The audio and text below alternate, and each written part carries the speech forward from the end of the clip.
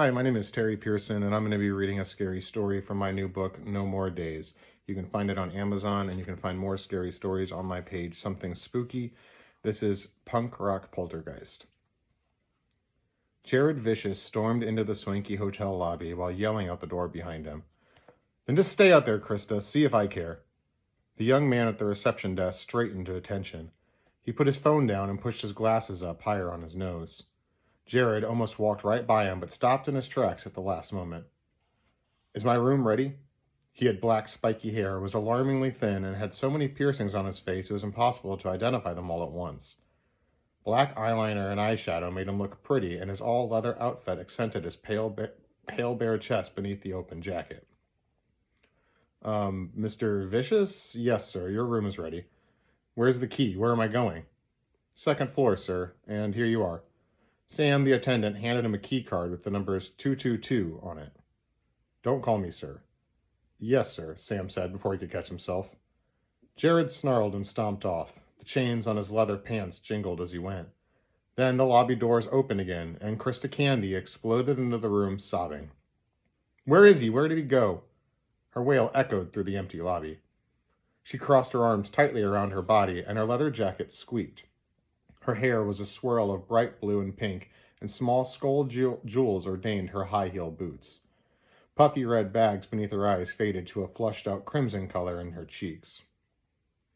Sam awkwardly pointed in the direction Jared had exited. He thought about saying something, but Krista was already running away, as best she could in those shoes. Sam sighed heavily and went back to reading Salem's Lot on his phone. Krista reached the top of the stairs and entered a tunnel-like hallway lined with anonymous doors.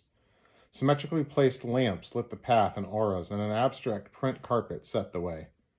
It was so quiet, free from even the few shuffling noises of the lobby, that Krista had a sense she was stepping through a portal. She walked down the hall, now unsure of where she was going or what she was going to do. Just when she thought of turning back and grilling Sam for more information, she noticed one of the doors, a little way down, was cracked open. Approaching it, she could tell it was dark inside and saw the static illumination of a TV screen bouncing off the partially open door, but there was no sound. Black lettering on the white paint spelled 222. She gently pushed the door open to peer inside and reflexively covered her mouth when she gasped. Jared floated in the middle of the room, prone on his back in the air. His limbs dangled down and looked more oversized than usual. A sleepy blue light from the TV seemed to glow on his skin. Then his body contorted and cracked. Krista could hear the bones crunching as his spine folded into itself. He was like a levitating sandwich board. His head cranked sideways, but there was no expression on his face, white, lifeless eyes and spit on the side of his mouth. His ankles twisted all the way around so that his feet were facing backwards. Both wrists broke downward like they were hit by simultaneous sledgehammers. Something about him seemed like he wanted to scream, but he didn't. Krista did. Something pulled her into the room. The door slammed shut behind her. Everything went black, and she felt wet heat on the back of her neck. She didn't know where she was, didn't know if she was screaming. A primal fear swallowed everything inside of her, and all she knew was panic. Like a blistering heat, anxiety swarmed her consciousness, and she faded into the dark.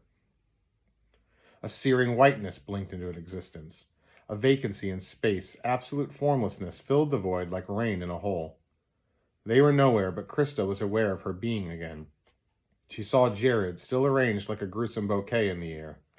Somehow they were material in this nothing place. She looked down at her body to try to find herself, but only saw sewn muscles pulsing and flexing with life. Her skin was gone. Why am I still thinking? Was one of the only things she thought. Beyond Jared, the wall of reality lifted like a projector screen. It rolled upwards, the whiteness withdrawn like a cover. Behind it, a grotesque horizon seemed alive. It was like a landscape, but something was in it. Was it? Vast stretches of purple and red running like water, lights that shone like stars, a great mass boiling and moving like an eyeball. An inhuman shriek seemed to squeal with masochistic glee. It wasn't a sound, but filled Krista like a reverberating noise. Time and space seemed to rush around her, and she found herself drifting towards the monstrosity. Why am I still thinking? As she saw Jared disappear into the hellscape, and forgot him, forgot herself, and forgot everything. At the hotel counter, Sam exited out of Salem's Lot and clicked his phone screen closed. He looked up at a well-dressed couple entering the lobby.